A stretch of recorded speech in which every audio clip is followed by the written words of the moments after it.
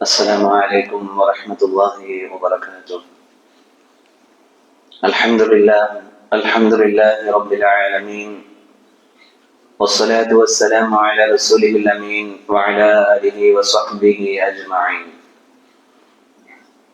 قال الله سبحانه وتعالى في كلامه القديم والفرقان الحميد: أعوذ بالله من الشيطان الرجيم، بسم الله الرحمن الرحيم. وإن منكم إلا واردها وكان على ربك حتما مقضيا. صدق الله العظيم. وقال رسول الله صلى الله عليه وسلم: لن ينجي أحد منكم عمله. قالوا: ولا أنت يا رسول الله؟ قال: ولا أنا إلا أن يتغمدني الله برحمته، أو كما قال عليه الصلاة والسلام. அளவற்ற அருளாளன், நிகரிலான உடையவன், எல்லாம் வல்ல இறைவனின் திருப்பெயரால் துவங்குகிறேன்.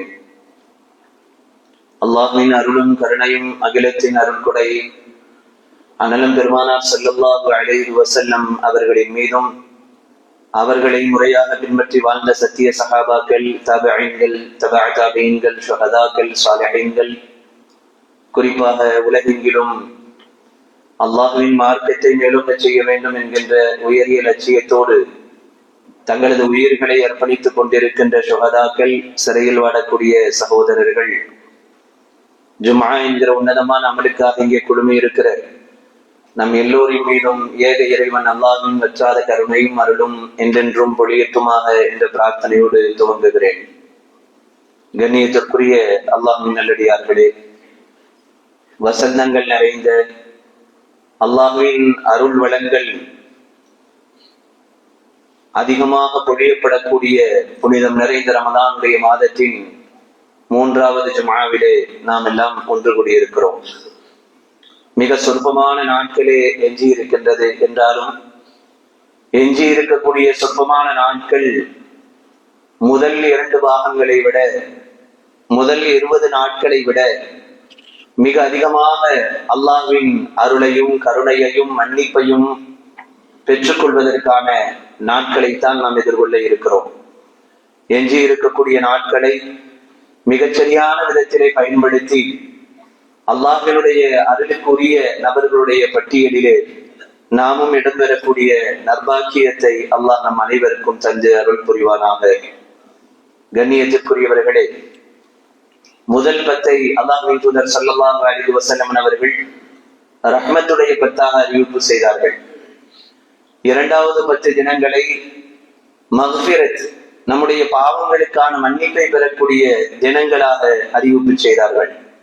3வது ரமலானுடைய பாகம் இத்கும் மினன்னார், நரகத்திலிருந்து நம்மை நாம் விடுதலை செய்து கொள்ளக்கூடிய, நரகத்திலிருந்து நம்மை நாம் நம்முடைய பாதுகாப்பை உறுதி செய்யக்கூடிய தினங்களாகவும், சொர்க்கத்திற்கு உரியவர்களாக நம்மை நாம் மாற்றிக்கொள்ளக்கூடிய தினங்களாகவும் அல்லாஹ்வின் தூதர் ஸல்லல்லாஹு அலைஹி வஸல்லம் அவர்கள் அந்த கடைசி 10 தினங்களை அடையாளப்படுத்தினார்கள். கடைசி 10 தினங்களில் சுவனத்தை வேண்டுவதும், நரகத்திலிருந்து அல்லாஹ்விடத்திலே பாதுகாப்பு தேடுவதும் என்பது ஒவ்வொரு அடியார்களும் செய்ய வேண்டிய மிக முக்கியமான விஷயமாக இருக்கிறது. ஒரு முஸ்லிம் என்கிற வகையில் அவன் சில விஷயங்களை மறக்கவே கூடாது. ஒரு முஸ்லிம் சில விஷயங்களை எப்பொழுதும் நினைவிலே வைக்க வேண்டும். முதலில் அல்லாஹ்வை அவன் மறக்க கூடாது. அதனால்தான் தொடக்கத்திலே இந்த வார்த்தை சொல்வதுண்டு, அல்லாஹ்வை மறந்துவிட்டு பேசாதே என்று சொல்வார்கள். சில நேரங்களில் நம்மை அறியாமல் நம்மை படைத்த ரப்புல் ஆலமீனுடைய சக்தி கொண்டும், அவருடைய நாட்டங்கள் கொண்டும், அருள் கொண்டும் தான் உலகத்தில் நம்முடைய இயக்கங்கள் இருக்கிறது என்பதை மறந்து சில நேரங்களில் நம்முடைய வார்த்தை பிரயோகங்கள் மிக கடினமானதாக அமைந்து விடுவது உண்டு. அதனால்தான் அடிக்கடி நமக்கு நினைவு கூறப்படுகின்ற விஷயங்களில் அல்லாஹ் என்பது அடிக்கடி நினைவு கூறப்படுகிறது. நாம் இன்ஷா அல்லாஹ் சொல்வதும் கூட அந்த அடிப்படையிலே தான். எந்த ஒரு சூழலிலேயும் அல்லாஹ்வை முன்னிறுத்தி தான் நம்முடைய வாழ்க்கை என்பது அமைந்திருக்கிறது. எனவே அல்லாஹ்வை ஒருபோதும் நாம் மறந்துவிடக் கூடாது. உமர் ரலியல்லாஹு அன்ஹு அவர்களுடைய ஆட்சி காலத்திலே பாலிலே தண்ணீரை கலந்த அந்த சம்பவத்தில் அந்த பெண்மணி சொன்ன வார்த்தை, நம்முடைய எஜமானனாகிய நம்முடைய ஹலீஃபாவாகிய ஆட்சியாளராகிய உமர் பார்க்காவிட்டாலும் ரலியல்லாஹு அன்ஹு அந்த உமரையும் நம்மையும் படைத்து கண்காணித்துக் கொண்டிருக்கின்ற பரிபாலிக்கக்கூடிய அல்லாஹ் எப்பொழுதும் நம்மை பார்த்து கொண்டிருக்கிறானே என்பதை நினைவு கூர்ந்து தன்னுடைய இறையச்சத்தை வெளிப்படுத்தியதை பார்க்கிறோம். அதனால்தான் ஒரு அடியான் இறுதி மூச்சிலே கூட லா இலாஹ இல்லல்லாஹ் என்கிற கலிமாவை மொழிந்த வண்ணம் இந்த உலகத்தை விட்டும் யார் பிரிகிறாரோ அவருக்கு கிடைக்கிற அந்தஸ்து மற்றவர்களுக்கு கிடைப்பதில்லை என்பது இஸ்லாத்தினுடைய உயரிய கோட்பாடாக இருக்கிறது. பெருமானார் சொன்னார்கள், மன்கான ஆகிரு கலாமிஹி இன்தல் மௌத் லா இலாஹ இல்லல்லாஹ் தഖலல் ஜன்னah. யார் தன்னுடைய இறுதி வார்த்தையை இந்த உலகத்தில் இருந்து பிரியும் பொழுது லா இலாஹ இல்லல்லாஹ்வை மொழிந்த வண்ணம் இந்த உலகத்தில் இருந்து பிரிகிறாரோ அவர் தகலல் ஜன்னா, சொர்க்கத்தில் நுழைந்து விட்டார் என்கிற சுப செய்திகள் எல்லாம் சொல்லப்படுவது ஒரு மனிதன் இந்த உலகத்திலே பிறந்தது முதல் தன்னுடைய இறப்பு வரைக்கும் அல்லாஹ் என்கிற அந்த உணர்வை, அல்லாஹ் என்கிற வார்த்தைகளை நினைவு கூறாமல் தன்னுடைய ஒவ்வொரு நொடி பொழுதும் அமைந்துவிடக் கூடாது. அந்த அடிப்படையில் அல்லாஹை ஒரு அடியான் மறக்கவே கூடாது. அதே போல மறக்கக்கூடாத விஷயத்தில் ரசூலுடைய நடைமுறைகள், ரசூலுடைய வாழ்க்கை, அல்லாஹ்வின் தூதர் ஸல்லல்லாஹு அலைஹி வஸல்லம் அவர்களுடைய வாழ்க்கையை அல்லாஹ் தஆலா நமக்கு ஒரு பேருபகாரமாக வழங்கி இருக்கிறார். நம்முடைய அன்றாட வாழ்க்கையில் நாம் சந்திக்கக்கூடிய எல்லா பிரச்சனைகளுக்குமான தீர்வை அல்லாஹ்வின் தூதர் ஸல்லல்லாஹு அலைஹி வஸல்லம் அவர்களுடைய வாழ்வு உஸ்வத்துன் ஹஸனா என்கிற அடிப்படையில் முன்மாதிரியான வாழ்வாக நமக்கு முன்னால் அது ஒரு புத்தகமாக இருந்து கொண்டிருக்கிறது. அப்படிப்பட்ட ரசூலின் நடைமுறையை எப்பொழுதும் நாம் பின்பற்றிக் கொண்டே இருக்க வேண்டும். ஹுதைஃபா ரலியல்லாஹு அன்ஹு என்கிற நபித்தோழர் ஒரு விஐபிகள் நிறைந்த ஒரு சபையிலே உணவை சாப்பிடக்கூடிய அந்த சந்தர்ப்பத்தில் உணவு கீழே விழுந்த உணவை எடுத்து சாப்பிடும் பொழுது அருகாமையிலே இருக்கக்கூடியவர்கள் நினைவுபடுத்தினார்கள், நாம் அமர்ந்திருக்கிற சபை மிக பெரும் தலைவர்கள் அமர்ந்திருக்கிற சபை. அந்த சபையில் உணவு சாப்பிடும் பொழுது கீழே விழுந்த அந்த உணவை எடுத்து சாப்பிட்டால் பார்க்கக்கூடிய நபர்கள் அதனை ஏதேனும் ஒரு சாதாரணமாக கருதுவதற்கு வாய்ப்பு இருக்கிறது.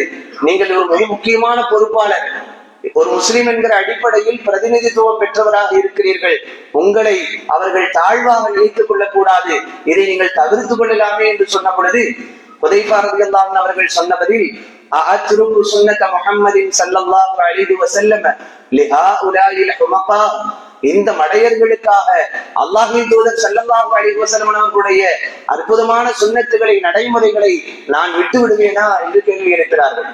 ஆக அல்லாஹ்வின் தூதர் ஸல்லல்லாஹு அலைஹி வஸல்லம் அவர்களுடைய வாழ்வு என்பது நம்முடைய ஒரு முஃமினுடைய அடியானுடைய வாழ்க்கையிலிருந்து ஒருபோதும் விலகி போய்விடக்கூடாது. அதைத்தான் எப்பொழுதும் அவன் நினைவிலே கொள்ள வேண்டும். அல்லாஹ்வின் தூதருடைய முன்மாதிரிக்கு அப்பால் தான் பலருடைய ஆலோசனைகளும். நம்முடைய வாழ்க்கையினுடைய எல்லா நிலைகளையும் அல்லாஹ்வின் தூதர் ஸல்லல்லாஹு அலைஹி வஸல்லம் அவர்களுடைய வாழ்க்கையோடு ஒப்பிட்டு பார்த்து அதிலிருந்து எனக்கு என்ன பாடம் கிடைக்கிறது என்கிற அடிப்படையில் நபியை ஒருபோதும் நாம் மறந்து விடக்கூடாது. அதே போல குர்ஆனை ஒருபோதும் நாம் மறக்கக்கூடாது. நம்முடைய வாழ்க்கைக்கான வழிகாட்டியாக அல் குர்ஆன் இருக்கிறது என்பதை நாம் எப்பொழுதும் நினைவிலே வைக்க வேண்டும். அதே போல மௌத்தை மறக்க கூடாது. அன்னை ஆயிஷா நாயகி ரலியல்லாஹு அன்ஹா அவர்களிடம் எங்களுடைய உள்ளங்கள் ஒரு சரியான வழிகாட்டுதலை பெறுவதற்கு நாங்கள் என்ன செய்ய வேண்டும் என்று ஆயிஷா நாயகி அவர்களிடத்திலே கேள்வி எழுப்பும் பொழுது, நீங்கள் மரணத்தை குறித்து அதிகமாக சிந்தனை செய்யுங்கள், மரணத்தினுடைய அந்த சிந்தனையோடு உங்களுடைய நேரங்களை கழியுங்கள் என்று அன்னை ஆயிஷா ரலியல்லாஹு அன்ஹா அவர்கள் சொன்னார்கள். எனவே மரண சிந்தனை என்பது ஒரு மிகப்பெரிய உபதேசம் செய்யக்கூடிய விஷயமாக இருக்கிறது. அல் மௌத்து அன் நசீஹத்து சாக்கினா, மரணம் என்பது ஒரு மௌன உபதேசி என்று அறிஞர்கள் எடுத்து கூறுவதனுடைய நோக்கம், எப்பொழுதெல்லாம் நீங்கள் மரணத்தை நினைக்கிறீர்களோ அப்பொழுதெல்லாம் உங்களுடைய வாழ்க்கை ஒரு நேரிய பாதையில் இருக்கும் என்பதுதான். மரணத்தை எப்பொழுதும் மறக்கக்கூடாது. அதுபோல மறக்கக்கூடாத விஷயங்களிலே மிக முக்கியமானது நரகத்தை நினைக்காமல் இருப்பதை ஒருபோதும் நாம் மறக்கக்கூடாது. அதே போல சுவனத்தை குறித்த சிந்தனை, நான் சுவனவாசியா இல்லையா என்பதை குறித்த பரிசோதனை, நான் நரகத்திற்குரியவனா, நரகத்திற்குரிய செயல்பாடுகள் என்னிடம் ஏதேனும் வந்துவிட்டதா என்பதை குறித்த எச்சரிக்கை உணர்வு, அச்சம், இது எப்பொழுதும் ஒவ்வொரு அடியானிடமும் இருந்து கொண்டே இருக்க வேண்டும் என்பதை இஸ்லாம் சுட்டிக்காட்டுகிறது. அதை குறித்து சிந்தித்துக் கொண்டே இருக்க வேண்டும். ஆனால் உண்மையில் யதார்த்தம் இப்படி இன்றைக்கு நடப்பிலே நம்மை நாம் ஒவ்வொருவரும் பரிசோதித்து பார்த்தால் நம்மில் எத்தனை பேர் நரகத்தை குறித்து அச்சம் கொண்டவர்களாக இருக்கிறோம்? எவ்வளவு தூரம் நரகத்தை குறித்து நினைத்து பார்த்து அதிலிருந்து நம்மை நாம் தற்காத்துக் கொள்ள வேண்டும். நான் நரகவாதியாக ஆகிவிடக் கூடாது, இப்படி ஆகிவிடக் கூடாது, அப்படி ஆகிவிடக் கூடாது எல்லாம் என்று நினைக்கிறோம் அல்லவா? நம்முடைய அன்றாட வாழ்க்கையில் நான் ஒரு நரகத்திற்குரிய நபராக ஆகிவிடக் கூடாது, நரகவாசிகளுடைய எந்த பண்பும் என்னிடத்திலே வந்துவிடக் கூடாது என்ற சிந்தனை நம்மில் எத்தனை பேருக்கு வந்தது என்பதை யோசிக்க வேண்டும். அதே போல நான் சொர்க்கத்தை அடையக்கூடியவனாக இருக்க வேண்டும், நான் ஒரு சொர்க்கவாசியாக இருக்க வேண்டும், நான் சுவனத்தை அடைய வேண்டும் என்கிற அந்த சுவனம் என்கிற வார்த்தையை கொண்டு பரஸ்பரம் நாம் பகிர்ந்து கொள்ளக்கூடிய அந்த பாங்கு எத்தனை பேரிடத்தில் இருக்கிறது என்பதை யோசிக்க வேண்டும். பல நேரங்களிலே நம்முடைய பிள்ளைகள் ஏதேனும் ஒரு காரியத்தை செய்தால் இதை வாங்கி கொடுக்கிறேன், அதை வாங்கி கொடுக்கிறேன் என்று பலதையும் நாம் நினைவுபடுத்திக் கொள்வதுண்டு. அது ஒரு பாராட்டுக்குரியது என்றாலும் கூட, நீ இதை செய்தால் உனக்கு சொர்க்கம் கிடைக்கும், அல்லாஹ் உனக்கு சொர்க்கத்தை கொடுக்கட்டும், அல்லாஹ் உன்னை பொருந்திக் கொள்ளட்டும், நரகத்திலிருந்து அல்லாஹ் உனக்கு விடுதலையை தரட்டும், இது போன்ற துஆக்கள் நம்மிலே பெரும்பாலும் யாரும் செய்வதே கிடையாது. நாம் நம்முடைய மனைவியை பார்த்து சொல்லலாம், அல்லாஹ் உன்னை சோனவாசியாக ஆக்கி தரட்டும். நம்முடைய பிள்ளைகளை பார்த்து சொல்லலாம், அல்லாஹ் உங்களை பொருந்திக் கொண்டு உங்களை சோனவாசிகளாக ஆக்கட்டும், அல்லாஹ் உங்களை நரகத்திற்குரியவர்களாக ஆக்காமல் அது போன்ற பண்புகளில் இருந்து இறைவன் உங்களை பாதுகாக்கட்டும். இதையெல்லாம் நாம் துஆக்களாக செய்யலாம். ஆனால் பல நேரங்களிலேயும் சுவனத்தையோ நரகத்தையோ குறித்த அந்த பகிர்வுகள், அந்த நினைவுபடுத்துதல் நம்மில் இல்லாமல் இருக்கிற காலங்கள் தான் பெரும்பாலும் நம்மிடத்தில் இருக்கிறது. அதனால்தான் ரசூலுல்லாஹி ஸல்லல்லாஹு அலைஹி வஸல்லம் அவர்கள் ஒரு ஹதீஸில் இப்படி சொன்னார்கள், மா ரஅய்து மிஸ்லல் ஜன்னah, மா ரஅய்து மிஸ்லல் ஜன்னah, நான் சுவனத்தை போன்று எந்த ஒன்றையும் பார்க்கவில்லை. சுவனத்தை போன்று, அப்படி என்றால் சுவனத்தை போன்று பேர் அருட்கொடைகள் நிறைந்த ஒரு அற்புதமான அருள்வளங்கள் நிறைந்த ஒரு இடத்தை நான் இதுவரைக்கும் பார்த்ததே இல்லை. மா ரஅய்து மிஸ்லல் ஜன்னah நாம தாலிபுஹா, பெருமானார் சொன்னார்கள், ஆனால் அந்த சுவனத்தை யாரெல்லாம் தேட வேண்டுமோ அவர்கள் எல்லாம் தூங்கிக் கொண்டிருக்கிறார்கள். சுவனத்தை போன்றது ஒரு விஷயத்தை நான் பார்த்ததே கிடையாது. நாம தாலிபுஹா, அதனை யாரெல்லாம் தேட வேண்டுமோ அவர்கள் எல்லாம் உறங்கிக் கொண்டிருக்கிறார்கள். அடுத்து பெருமானார் சொன்னார்கள், வமா ரஅய்து மிஸ்லன் நார், நரகத்தை போன்றது ஒரு கடினமான விஷயத்தையும் நான் கண்டதில்லை. ஆனால் நாம ஹாரிபுஹா, அதிலிருந்து யார் விரண்டோடி பாதுகாப்பை பெற வேண்டுமோ அவர்களும் உறங்கிக் கொண்டிருக்கிறார்கள் என்று அல்லாஹ்வின் தூதர் ஸல்லல்லாஹு அலைஹி வஸல்லம் அவர்கள் சொன்னார்கள். உண்மையில் நாம் ஒரு உறக்கத்தில் தான் இருக்கிறோம். அந்த உறக்கம் என்ன? சொர்க்கத்தை நாம் அடைய வேண்டும் என்பதை பற்றிய சிந்தனை இல்லாத ஒரு உறக்கம், நரகத்திலிருந்து நம்மை நாம் தற்காத்துக் கொள்ள வேண்டும் என்கிற சிந்தனையற்ற ஒரு உறக்கம், அதை விட்டும் நாம் விரண்டோட வேண்டும் என்கிற விழிப்புணர்வற்ற உறக்கம் இன்றைக்கு முஸ்லிம்களை பீடித்துக் கொண்டிருக்கிறதோ என்று நினைக்கிற அளவிற்கு சொர்க்கத்தை பற்றியும் நரகத்தை பற்றியும் எந்த சிந்தனையும் இல்லாமல் நாம் இருக்கிறோம். எனவே சுவனத்தை வேண்டுவதும் நரகத்திலிருந்து நம்மை நாம் தற்காத்துக் கொள்வதும் என்பது இஸ்லாம் வலியுறுத்தக்கூடிய புனித ரமலானுடைய மாதத்தினுடைய கடைசி 10 தினங்களில் அல்லாஹ்வின் தூதர் ஸல்லல்லாஹு அலைஹி வஸல்லம் அவர்கள் வலியுறுத்திய மிக முக்கியமான அம்சமாக இருக்கிறது. அந்த அடிப்படையிலான ஒரு பிரார்த்தனை தான், அல்லாஹும்ம அஅத்பினி மினன் நாரி வ அத்கில்னில் ஜன்னத யா ரப்பல் ஆலமீன். அல்லாஹும்ம அஅத்பினி மினன் நார், இறைவா நரகத்திலிருந்து எனக்கு விடுதலையை கொடுத்து, வ அத்கில்னில் ஜன்னத யா ரப்பல் ஆலமீன், இறைவா என்னை சுவனத்திலே நுழைவிக்க செய்வாயாக என்கிற அந்த பிரார்த்தனை கடைசி 10 தினங்களில் நாம் அதிகமாக செய்வதற்கு காத்திருக்கிறோம். எனவே அன்பானவர்களே, கடைசி 10 தினங்கள் வரக்கூடிய செவ்வாய் அன்றிலிருந்து நமக்கு துவங்குகிறது. அந்த நாட்களை மிகச்சரியாக நாம் பயன்படுத்த வேண்டும். அதற்காக நேரங்களை அதிகமாக நாம் ஒதுக்கக்கூடியவர்களாக இருக்க வேண்டும். நாம் அந்த நாட்களில் நரகத்திலிருந்து விடுதலை பெறுவதையும் சுவனத்திற்கு உரியவர்களாக நாம் ஆகுவதையும் அல்லாஹ்விடத்திலே வேண்டக்கூடியவர்களாக இருக்க வேண்டும். அல்லாஹ்விடத்திலே வேண்டுவது என்றால் வெறுமனே அந்த வார்த்தைகளை முடிவது அல்ல. அந்த துஆக்கள் எல்லோருக்குமே தெரியும் இல்லையா? அல்லாஹும்ம அஅத்பினி மினன் நாரி வ அத்கில்னில் ஜன்னத யா ரப்பல் ஆலமீன். இது வருடம் நாம் அடிக்கடி நினைவுபடுத்துகிற, பல நேரங்களில் ரமலான் அல்லாத காலங்களிலேயும் நாம் செய்கிற பிரார்த்தனைகளிலே ஒன்று. ஆனால் இந்த வேண்டுதல் என்பது வெறுமனே துஆக்கள் வார்த்தைகளில் அல்ல, அதை செயல்களால் வேண்ட வேண்டும். இங்க பிரச்சனையே என்ன அப்படின்னு சொன்னா, செயல்களால் நாம் என்ன செய்திருக்கிறோம் என்பதுதான். கடந்த வாரத்திலே தௌபாவை பற்றி பேசினோம். மிக அதிகமான செய்திகளை அந்த நேரங்களிலே நாம் நினைவுபடுத்திக் கொண்டோம். தௌபாவினுடைய காலங்கள் முடிவடைய இருக்கிறது. நம்ம எத்தனை பேர் தௌபா செய்தோம்? எத்தனை பேர் பாவ மன்னிப்பு தேடினோம்? தௌபாவிற்கென்று நாம் ஒதுக்கிய சந்தர்ப்பங்கள் எத்தனை இந்த 10 தினங்களில்? எஞ்சி இருக்கக்கூடிய 3 நாட்களையும் சேர்த்துக் கொள்வோம். இப்படி செயல்தான் இங்கே தேவைப்படுகிறது.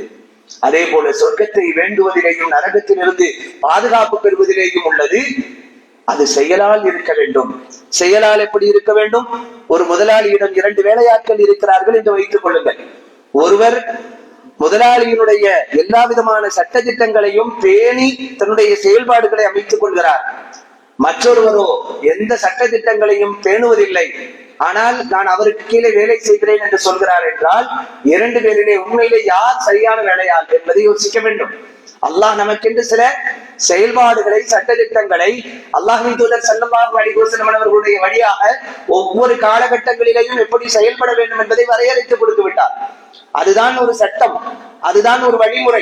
அந்த வழிமுறைகளை யார் செயல்படுத்தி தன்னுடைய நிலைகளை வெளிப்படுத்துகிறாரோ அவர்தான் உண்மையிலேயே எஜமானனுக்கு சரியான நபர். அந்த அடிப்படையில் நாம் இறைவனுக்கு சரியான அடிமைகளாக இருக்க வேண்டுமானால் ரமலானில் என்ன செயல்பாட்டு ரீதியாக வர வேண்டுமோ அது ரமலானில் வர வேண்டும். அந்த அடிப்படையில் முதல் 10 ரஹ்மத்தை அல்லாஹ்விடத்திலே வேண்டக்கூடிய செயல்கள் நம்மிடத்திலே இருந்திருக்க வேண்டும். 2வது 10 அதிகமாக குறைந்தபட்சம் அஸ்தக்ஃபிருல்லாஹ் என்ற மொழிதலாவது இருந்திருக்க வேண்டும். கைகளை ஏந்தி தௌபாவிற்குரிய எல்லா ஷர்த்துகளையும் நாம் பாலித்துக் கொண்டு தௌபா செய்வது ஒரு புறம். நாம் கடந்த வாரத்திலே நினைவுபடுத்தியது போல ஒரு பாரதூரமான ஒரு பொறுப்பு தௌபாவினுடைய விஷயத்திலே நம் மீது சுமத்தப்பட்டிருக்கிறது. என்ன? 4 ஷர்த்துகளை சொன்னோம். 4லே ஒரு நிபந்தனை, அடியார்கள் விஷயத்திலே நீங்கள் ஏதேனும் குறைகள் வைத்திருந்தால் யாரை சந்தித்திருக்க வேண்டும்? அடியார்களை சந்தித்திருக்க வேண்டும். அவர்களை சந்தித்து உங்கள் விஷயத்தில் நான் இப்படி ஒரு குறையை செய்திருக்கிறேன், எனக்கு நீங்கள் மன்னிப்பு வழங்க வேண்டும் என்று கேட்காமல் அல்லாஹ் மன்னிப்பதில்லை என்றால் எத்தனை பேர் நாம் உறவுகளை துண்டித்திருக்கிற அல்லது யாருக்கேனும் குறைபாடுகளை வைத்திருக்கிற நபர்களை நோக்கி எத்தனை பேர் சென்று அவர்களுடைய கரங்களை பிடித்து நீ என்னை மன்னித்துக் கொள் என்று எத்தனை பேர் நாம் வேண்டினோம் என்பதை எல்லாம் மீளாய்வு செய்ய வேண்டியது அவசியமாக இருக்கிறது. எனவே செயல்பாட்டு ரீதியாக நம்மிடத்திலே அல்லாஹ் எதிர்பார்க்கிறான். அந்த அடிப்படையில் சொர்க்கத்தை வேண்டுவதும் நரகத்திலிருந்து விடுதலை பெறுவதும் செயல்பாட்டு ரீதியாக இருக்க வேண்டும். செயல்பாட்டு ரீதியாக எப்படி எல்லாம் இஸ்லாம் நம்மிடத்தில் எதிர்பார்க்கிறது? சுவனம் நமக்கு வேண்டுமானால் அதற்கான செயல்பாடுகள் இருக்க வேண்டும். சுவனம் சம்பந்தமாக சொல்லப்படுகிற வசனத்தில் இன்னல்லாஹ் அஷ்தரா மினல் முஃமினீன அன்ஃபுஸஹும் வ அம்வாலஹும் பிஅன்ன லஹுல் ஜன்னah, நிச்சயமாக முஃமின்களுடைய உயிர்களையும் பொருள்களையும் அல்லாஹு தஆலா சொர்க்கம் இருக்கிறது என்பதற்கு பகரமாக விலைக்கு வாங்கி கொண்டதாக சொல்கிறார். அப்படி என்றால் நம்முடைய உயிரும் நம்முடைய பொருளும் சொர்க்கத்திற்கு பகரமாக விலை பேசப்பட்ட விஷயங்கள் என்றால் இங்கே விலை பேசப்பட்டு விட்டது. எல்லோருடைய உயிர்களும் எல்லோருடைய பொருட்களும் விலை பேசப்பட்டது. ஆனால் எங்கு எதற்கு நாம் கொடுத்து அதற்காக கொடுத்து கொண்டிருக்கிறோமா என்பதுதான். அதனால்தான் அந்த வசனத்தினுடைய தொடர்ச்சியிலே அல்லாஹ் சொல்கிறான், அந்த முஃமின்கள் எப்படி இருப்பார்கள் என்றால் யுகாத்திலூன ஃபீ சபீலில்லாஹி ஃபயக்துலூன வ யுக்தலூன். யுகாத்திலூன ஃபீ சபீலில்லாஹ், அவர்கள் அல்லாஹ்வின் பாதையிலே அவர்களும் போரிடுவார்கள், அவர்கள் கொல்லவும் செய்வார்கள், கொல்லப்படவும் செய்வார்கள் என்று அல்லாஹ் குறிப்பிடுகிறார். இங்கு நாம் விளங்க வேண்டியது, சொர்க்கத்திற்கு பகரமாக உங்களுக்கு உங்களுடைய உயிர்களையும் பொருட்களையும் நீங்கள் கொடுக்கிறீர்கள் என்றால் களத்திலே போய் செயல்பட வேண்டும் என்பது அர்த்தமாகிறது. அப்படித்தான் ஒவ்வொன்றிலே வெறுமனே அல்லாஹும்ம ஆயத்தனி மினன்னார் வ தகீல் ஜன்னத யா ரப்பல் ஆலமீன் என்பதற்கல்ல சுவனமோ அல்லது நரகத்தினுடைய பாதுகாப்போ. அங்கே என்ன செயல்பாட்டை கொடுத்தோம் என்பது மிக முக்கியமானது. சொர்க்கத்திற்காக செயல்பாடுகளை கொடுக்க வேண்டும் என்பதுதான் இஸ்லாம் சொல்லக்கூடிய வழிகாட்டுதலாக இருக்கிறது. சஹாபாக்கள் அதற்கான முன்மாதிரிகளாக இருக்கிறார்கள். அஸ்வத் ரலியல்லாஹு அன்ஹு என்கிற நபித்தோழர் பெருமானார் ஸல்லல்லாஹு அலைஹி வஸல்லம் அவர்களுடைய காலத்திலே இவர் திருமணம் முடிவு செய்யப்பட்ட ஒரு நபித்தோழர். திருமணத்தினுடைய சாமான்களை வாங்குவதற்காக கடை தெருவுக்கு சென்ற பொழுது அங்கே போரினுடைய அழைப்பை காதிலே செவியுற்று அந்த அழைப்பின் வழியாக போர்க்களத்திற்கு சென்று ஷஹாதத்தை அடைந்த ஒரு நபித்தோழர் சையதுனா அஸ்வத் ரலியல்லாஹு அன்ஹு. எதற்காக போனாரு? தன்னுடைய திருமணத்திற்கான சாமான்களை வாங்குவதற்காக வேண்டி சென்ற அஸ்வத் ரலியல்லாஹு அன்ஹு அவர்கள். ஆனால் அவர் ஷஹாதத்தை அடைகிறார்கள், திருமணமும் செய்யவில்லை. அந்த சாமான்களை வாங்குவதற்காக வேண்டி சென்ற அவர் போர்க்களத்திற்கு சென்று ஷஹீத் என்கிற அந்தஸ்தை அடைகிறார்கள். இன்றைய வரைக்கும் அந்த முன்மாதிரிகள் தான் தொடர்ந்து கொண்டிருக்கிறது. தகப்பனாரு தன்னுடைய பிள்ளைகளுக்காக ஏதேனும் வாங்கி வரலாம். போர்க்காலங்களில் உணவுக்காக ஏதேனும் ஒன்றை பெற்று வரலாம் என்று கடும் போராட்டங்களுக்கு மத்தியில் அந்த பாலஸ்தீனத்தினுடைய கசாவினுடைய பூமியில் போய் சிறிது பொருட்களை வாங்கி திரும்பும் பொழுது எதிர்பார்ப்புகளோடு இருந்த பிள்ளைகள் ஷஹாதத்தை அடைந்திருக்கிறார்கள். காத்திருந்த மனைவி ஷஹாதத்தை அடைந்திருக்கிறார்கள். இந்த முன்மாதிரிகள் தான் இன்றைக்கு தேவைப்படுகிறது. செயல்பாட்டு ரீதியான முன்மாதிரிகள். அஸ்வத் ரலியல்லாஹு அவர்களை போல அந்த தலைமுறைகள் இன்றைக்கும் இருக்கிறது என்றால் அதை நாம் எங்கே அடையாளப்படுத்த முடியும்? பாலஸ்தீனத்தினுடைய புனித பூமியிலே அடையாளப்படுத்த முடியும். இன்றைக்கு நடந்து கொண்டிருக்கிற போர்க்களங்களில் நாம் அதனை காண முடியும். எனவே முஸ்லிம்கள் என்பவர்கள் இஸ்லாம் நம்மிடத்தில் எதிர்பார்க்கிற குணம் என்பது செயல்பாட்டு ரீதியான குணம். அஸ்வத் ரலியல்லாஹு அவர்கள் ஷஹாதத்தை அடைந்த சமயத்தில் அல்லாஹ்வின் தூதர் ஸல்லல்லாஹு அலைஹி வஸல்லம் அவர்கள் தான் அவர்களுடைய புனித உடலை கையிலே பெற்றுக்கொண்டு தங்களுடைய புனித கரங்களாலேயே கபரிலே இறங்கி அவர்களை அடக்கம் செய்யக்கூடிய பணியை அல்லாஹ்வின் தூதர் ஸல்லல்லாஹு அலைஹி வஸல்லம் அவர்கள் மேற்கொள்கிறார்கள். அப்படி மேற்கொள்ளும் பொழுது இறக்கும் பொழுது முகம் ஸல்லல்லாஹு அலைஹி வஸல்லம் அவர்களுடைய முகம் மிகவும் கவலையாக இருக்கிறது. ஆனால் இறக்கி அவர்களை அடக்கம் செய்யக்கூடிய அந்த சந்தர்ப்பத்தில் சிறிது நேரம் கழித்து ரசூல் ஸல்லல்லாஹு அலைஹி வஸல்லம் அவர்களுடைய முகம் சந்தோஷத்தால் முகம் பிரகாசமாக இருக்கிறது. சஹாபாக்கள் கேட்கிறார்கள், அல்லாஹ்வின் தூதரே, அவர்களுடைய உடலை பெற்று அடக்கத்திற்கு கொண்டு செல்லும் பொழுது உங்களுடைய முகத்திலே கவலை தென்பட்டதை நாங்கள் பார்த்தோம்.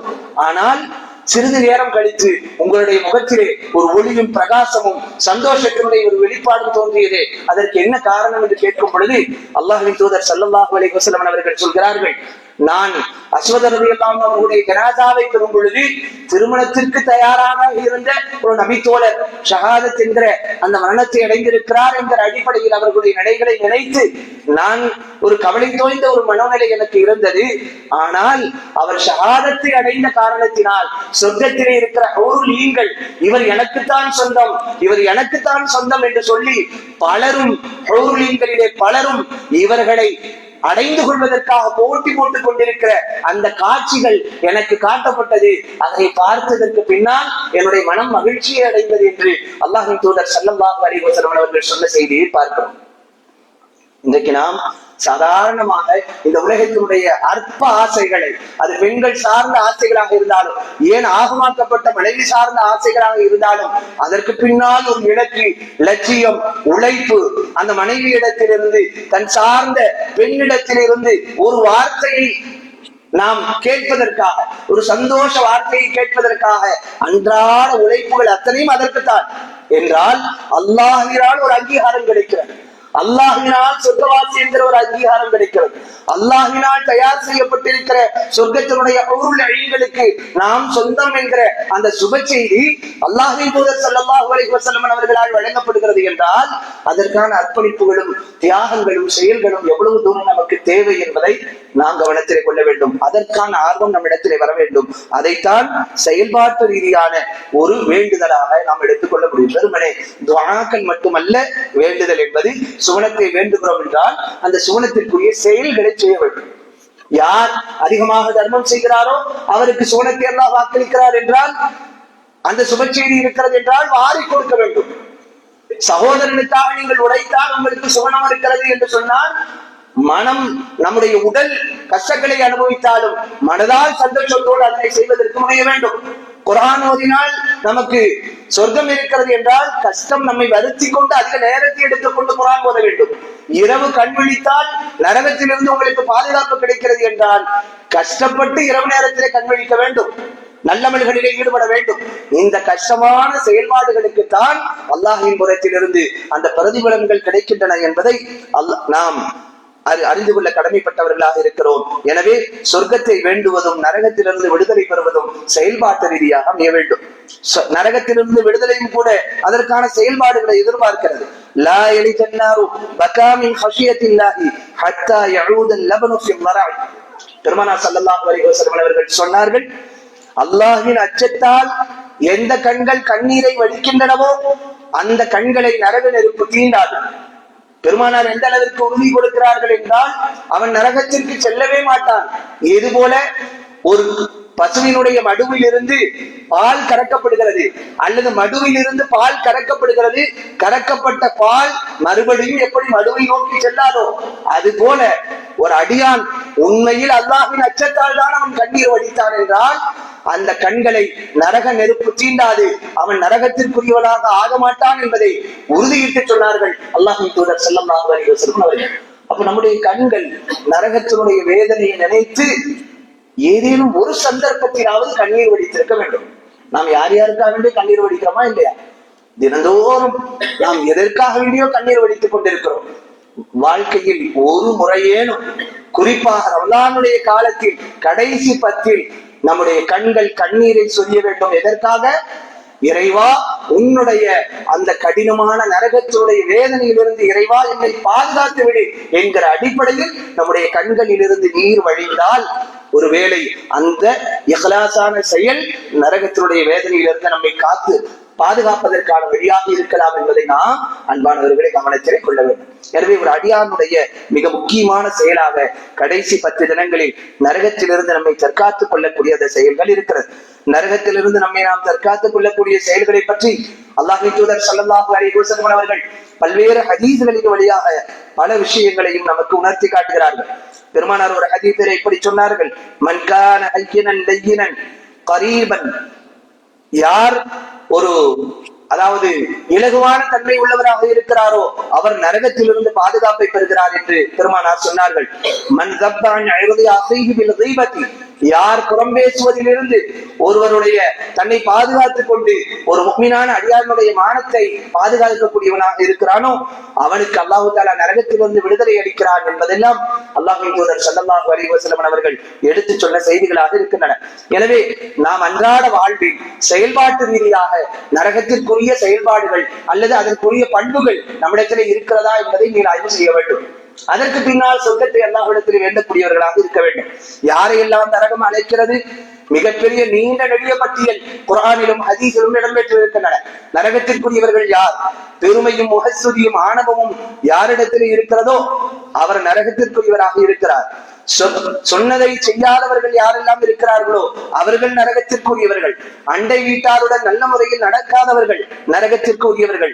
உறவுகளை துண்டிப்பவர்கள் நரகத்திற்குரியவர்கள். கோள் சொல்பவர்கள் நரகத்திற்குரியவர்கள். நாவுகளை சரியான முறையில் பேணாதவர்கள் நரகத்திற்குரியவர்கள். கணுக்காலுக்கு கீழ் பெருமையின் அடையாளத்தோடு தன் ஆடையை யார் எடுத்துச் செல்கிறாரோ அவர் நரகத்திற்குரியவர்.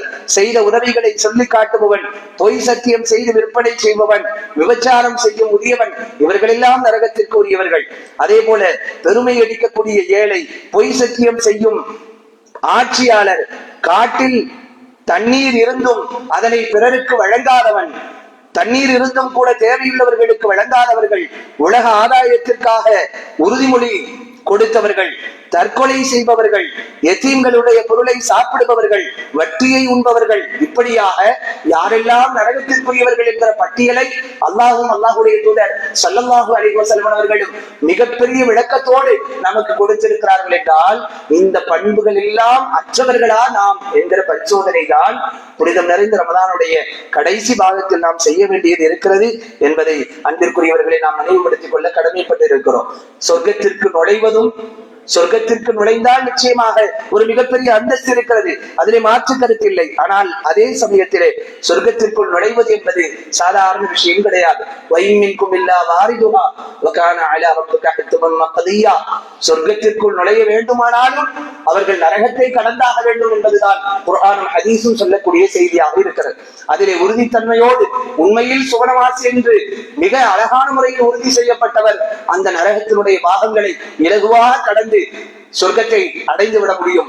மாறாக அதிலே உறுதியற்ற தன்மையில் யார் இந்த உலகத்திலே வாழ்ந்தார்களோ, உறுதியான செயல்பாடுகள் இல்லாமல் இருந்ததோ அவரும் அந்த நரகத்தில் தடுமாறி வீழக்கூடிய ஒரு நிலைதான் ஏற்படும் என்பதைத்தான் குர்ஆனும் ஹதீஸும் நமக்கு எடுத்துரைக்கின்றன.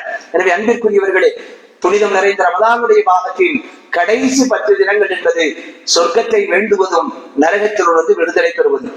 சொர்க்கத்தை நாம் வேண்டுவதற்கான அந்த வாய்ப்புகளை பெறாமல் இருப்பதற்கும், நரகத்தை பற்றிய அந்த அச்சங்களை உள்ளத்திலே கொள்ளாமல் இருப்பதற்கும் அதை பற்றிய நினைவுகள் மிக குறைவாக இருக்கிறது. அதனால்தான் ஹதீசுகளிலே மிக அதிகமாக நினைவு கூறப்பட்ட விஷயங்களாக குர்ஆனிலே மிக அதிகமாக நினைவு கூறப்பட்ட விஷயங்களாக இந்த நரகமும் சொர்க்கமும் அமைந்திருக்கிறது. ரசூலுல்லாஹி ஸல்லல்லாஹு அலைஹி வஸல்லம் அவர்கள் நரகத்தை பற்றி ஏராளமான விஷயங்களை எடுத்துரைத்திருக்கின்றார்கள். அதை எச்சரிக்கையாக ஜிப்ரீல் அலைஹிஸ்ஸலாம் அவர்கள் ஒரு சந்தர்ப்பத்திலே அழுகிறார்கள்.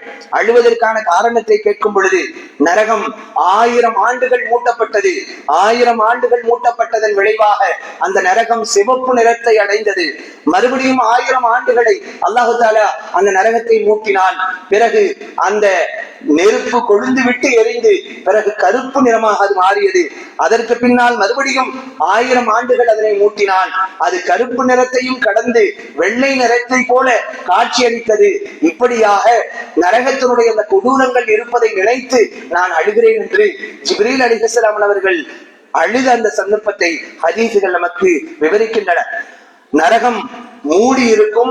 நரகம் மூடப்பட்டிருக்கக்கூடிய நரகத்தில் ஒரு ஊசியினுடைய அளவிற்கு துவாரமிடப்பட்டு அதிலிருந்து வரக்கூடிய அந்த உஷ்ண காற்று அது திறக்கப்பட்டால், ஒரு ஊசியினுடைய துளை அளவிற்கு திறக்கப்பட்டாலும் கூட உலகத்தில் இருக்கிற அத்தனை விஷயங்களும் கரிந்து போகும் அளவிற்கு அந்த நரகத்தினுடைய அந்த வேதனைகளும் அந்த நெருப்பினுடைய தாக்கங்களும் இருக்கும் என்று அல்லாஹ்வின் தூதர் ஸல்லல்லாஹு அலைஹி வஸல்லம் அவர்கள் விவரிக்கிறார்கள். நரகத்தினுடைய நிலையை விவரிக்கும் பொழுது உமர் ரலியல்லாஹு அன்ஹு அவர்கள் சொல்கிறார்கள், எல்லோரும் சுவனம் சென்று விடலாம், எல்லோரும் சுவனம் சென்று விடலாம், ஒரே ஒருவரை தவிர என்ற ஒரு அறிவிப்பு வந்தால் அந்த ஒருவராக நான் இருந்து விடுவேனோ என்கிற அச்சம்தான் எனக்கு இருக்கும் என்று சய்யிதுனா உமர் ரலியல்லாஹு அன்ஹு அவர்கள் சொல்கிறார்கள்.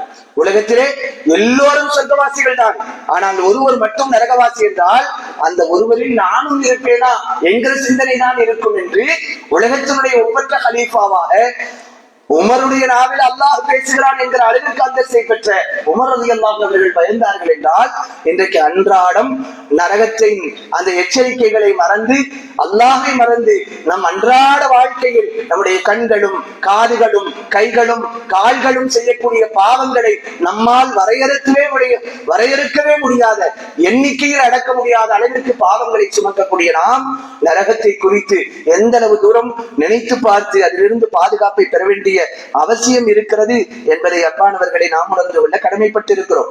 ஆக நரகம் என்பது அதை குறித்து சிந்திக்கும் பொழுதுதான் அதன் மீது நமக்கு ஒரு அச்சம் ஏற்படும். அதே போல சொர்க்கத்தை குறித்து சிந்திக்கும் பொழுதுதான் அதை அடைய வேண்டும் என்கிற ஆசை நமக்கு ஏற்படும். சொர்க்கத்தை குறித்து சிந்திக்கும் பொழுதுதான் இன்றைக்கு நம்ம விதவிதமான உணவுகள் ஒவ்வொரு பள்ளிகளிலேயும் இருக்கிறது. அதுல நேத்து நம்ம பிள்ளைங்க ஒரு 2-3 பேர் வேற பள்ளிக்கு போனாங்க. போயிட்டு அங்க எப்படி பாருச்சு, என்ன இருந்தாலும் ஆப்பிள் கார்டன்ல கொஞ்சம் சூப்பரா இருக்கு அப்படின்னு சொல்லி. அப்ப என்ன, அங்க ருசி தெரியுது. அங்க இருக்கக்கூடிய உணவிற்கும் இங்க இருக்கிற உணவிற்குமான வித்தியாசங்கள் தெரிகிறது.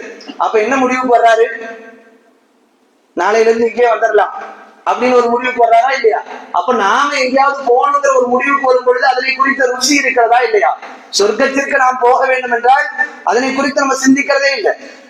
நமக்கு தெரிஞ்ச பூங்கா எல்லாம் என்ன பூங்கா, நம்மளை சுற்றி இருக்கிற பூங்கா, நமக்கு சுற்றி இருக்கிற அந்த ஹில்ஸ் ஸ்டேஷன்ல இருக்கக்கூடிய பூங்காக்கள், 4 பேர் நம்ம ஃப்ரெண்ட்ஸ் போயிட்டு வந்த இடங்கள், இதைத்தான் நம்ம சிந்தித்து பார்ப்போமே தவிர சுவனத்தை குறித்து என்றைக்காவது சிந்தித்து பார்த்து இருக்கிறோமா?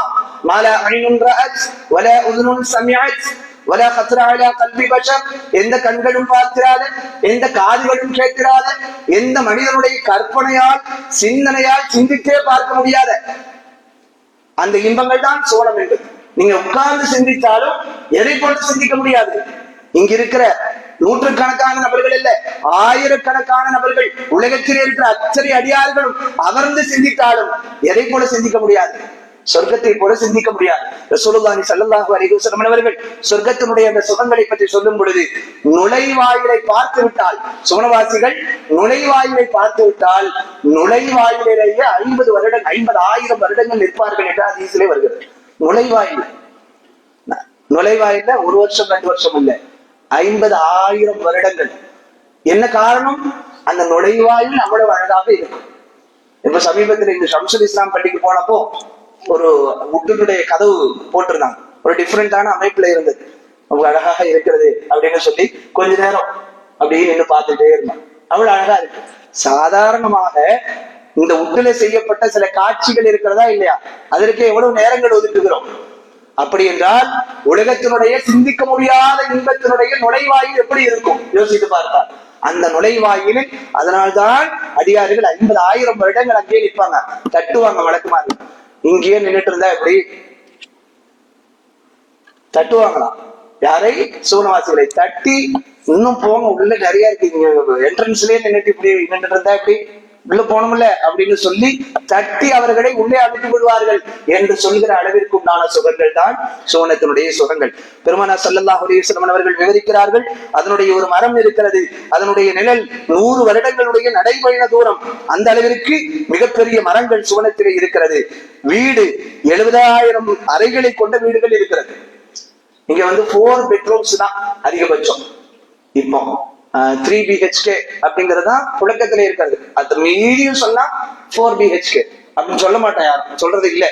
அப்ப 3 BHK தான் பெரிய அளவு.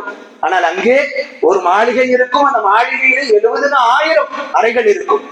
அதே போல அங்கிருக்கக்கூடிய ஆடை சுந்தர் இஸ்தபரம் குர்ஆன் சொல்கிறது, மிகப்பெரிய பச்சை நிறத்திலான பட்டாடைகள். மனைவி 2 முதல் 70,000 வரை. எப்படி தாக்கு பிடிக்கும் அப்படிலாம் கேட்கக்கூடாது. அப்ப சொர்க்கவாசிகளுக்கு எல்லா விதமான சக்திகளும் செய்யும் கிடைக்கும். இங்க ஒண்ணு தாக்கு பிடிக்கிறது, அதனாலதான் 2 நம்ம சொல்லிட்டோம். 1 உலகத்துல, 2 இருந்து சொர்க்கத்துல. இங்க 2 இருக்கவும் செய்யலாம், இல்லாமலே என்ன செய்யலாம், போகலாம். அப்ப 2 இருந்து 70,000 ஹூர்லிங்கள் வரைக்கும் சொர்க்கவாசிகளுக்கு கிடைப்பதற்கான வாய்ப்புகள் இருக்கிறது. சரி, இதையெல்லாம் எப்படி தாக்கு பிடிக்கிறது? அங்கே இருக்கிற பலம். அறிஞர்கள் சொல்கிறார்கள், ஹதீஸ் சொல்கிறது, 100 ஆண்களுடைய சக்தி ஒரு நபருக்கு கொடுக்கப்படும். 100 ஆண்களுடைய சக்தி, அதை விடவும் தேவைப்பட்டால் அதிகமாக இருக்கும். பேசிக்காக சொல்லப்படுகிற விஷயங்கள் இதுவெல்லாம். அதே போல அங்கிருக்கக்கூடிய வாகனம், மிகச்சிறந்த வாகனங்கள் நிறைய இருக்கிறது. மரகதத்தினால் ஆன பறக்கக்கூடிய குதிரைகள் அவர்களுக்கு வாகனங்களாக கொடுக்கப்படும்.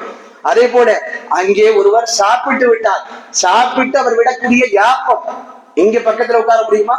யோசிச்சு பாருங்க. ரொம்ப அருவருப்பாக நினைப்போம், என்ன இப்படி டீசன்ட் இல்லாம நடந்துக்கிறார்கள். அங்கே ஒருவர் யாப்பம் விட்டால் அது கஸ்தூரியினுடைய மனமாக இருக்கும். அதுதான் சொர்க்கவாசிகளுக்கு அல்லாஹ் கொடுக்கிற அந்தஸ்து. அதே போல மலஞ்சலம் என்பது எவ்வளவு சாப்பிட்டாலும் மலஞ்சலம் என்பது கிடையாது. அதே போல அங்கிருக்கக்கூடிய மண் கஸ்தூரியினுடைய வாடை கொண்டது, கஸ்தூரியிலான் ஆனது. இப்படி நீங்கள் சொர்க்கத்தை வர்ணித்தால் நிறைய செய்திகள் இருக்கிறது. அன்பானவர்களே, இங்கே நாம் சொல்ல வருவது, இப்படி சிந்திச்சா மட்டும்தான் அது மேல ஒரு ஆசை வரும். நம்ம ஒன்னில் இங்க ஒரு பூங்கா புதிதாக துவங்கப்பட்ட ஒரு பூங்கா காந்திபுரத்துல, பேர் வரல ஞாபகத்துக்கு. அப்ப அந்த பூங்கா, அதை பற்றி யாராவது போயிட்டு வந்துட்டா என்ன செய்யறாங்க, நீங்க போல பார்க்கல போயிட்டு வாங்க சூப்பரா இருக்கு அப்படின்னு சொன்னா என்ன செய்யறோம், அடுத்த சண்டே நம்ம என்ன செஞ்சிடறோம், ஒரு பிளான் போட்டுறோமா இல்லையா? அப்ப நம்ம சொர்க்கம் பார்க்கல போல அப்படின்னு கேட்கறோம். சொர்க்கத்தை பற்றி உங்களுக்கு ஏதாவது தெரியுமா என்று பரஸ்பரம் பேசிக்கொள்ள வேண்டும். ஏதேனும் புது புது செய்திகளை சொர்க்கம் சம்பந்தமாக அறிந்து கொண்டு இந்த கடைசி 10 தினங்களில் அதை பற்றி ஆர்வத்தை நமக்குள்ளே ஏற்படுத்திக் கொள்ள வேண்டும். நரகத்தை பற்றிய கொடூரங்கள் ஏதேனும் ஒரு செய்திகளை எடுத்துக்கொண்டு நரகம் எவ்வளவு கடினமானது என்பதை பரஸ்பரம் நினைவுபடுத்திக் கொள்ளக்கூடியவர்களாக இருக்க வேண்டும். நாம் நிறைவிற்கு வருவோம். எனவே அன்பிற்குரிய அல்லாஹ் நல்லடியார்களே, புனித ரமதானுடைய இறுதி பாகம் என்பது சுவனத்தை அடைவதும் நரகத்திலிருந்து விடுதலை பெறக்கூடிய நாட்கள். அந்த நரகம் விடுதலை பெறுவதும் சுவனத்தை அடைவதற்குமான ஒரு செயல்பாடுகளாகத்தான் கடைசி 10 தினங்களுடைய எல்லா செயல்பாடுகளும் அமைந்திருக்கிறது. புனித லைலத்துல் கத்ரை நாம் அதிலேதான் தேடவிருக்கிறோம். 1000 மாதங்களை விட மிகச்சிறந்த ஒரு இரவு அந்த கடைசி 10 தினங்களிலே மறைந்திருக்கிறது என்பதை நினைவில் வைக்க வேண்டும். இஅ்திகாஃபை நம்மில் பலரும் முயற்சி செய்திருப்போம். பள்ளியிலேயே அமர்ந்து எல்லா விஷயங்களுக்குமான அடித்தளமாக இந்த நரகத்தினுடைய விடுதலையும் சொர்க்கத்தை அடைவதற்குமான வாய்ப்புகளும் தான், அதை ஏற்படுத்திக் கொள்வதற்குத்தான் இந்த அமல்கள் எல்லாம் என்பதை கவனத்திலே கொண்டு நம்முடைய செயல்பாடுகளை அமைத்துக் கொள்ள வேண்டும். எல்லாம் அல்ல இறைவன் எஞ்சியிருக்கிற மீதம் இருக்கிற சொற்ப நாட்களை அவனுக்கு பிடித்தமான வழியில் அவருடைய அருளை பெறக்கூடிய நல்ல கூட்டத்தாரருடைய அந்த நசீபை இங்கே கொடுமை இருக்கிற நம்ம எல்லோருக்கும் அல்லாஹ் நிறைவாக தந்து அருள் புரிவானாக. கடைவீதிகளில் இருந்து அல்லாஹ் நம்மை பாதுகாத்து அருள் புரிவானாக. தேவையற்ற கேளிக்கைகளில் இருந்து அல்லாஹ் நம்மை பாதுகாத்து அருள் புரிவானாக. குர்ஆனோடும் பள்ளியோடும் அமல்களோடும் எஞ்சி இருக்கக்கூடிய இந்த நாட்களை கழிக்கக்கூடிய நற்பாக்கியத்தை அல்லாஹ் நம்ம எல்லோருக்கும் நிறைவாக தந்து அருள் புரிவானாக. வாஹிரு தஅவானா அல்ஹம்துலில்லாஹி ரப்பில் ஆலமீன். அஸ்ஸலாமு அலைக்கும் வரஹ்மத்துல்லாஹி வபரகாத்துஹு.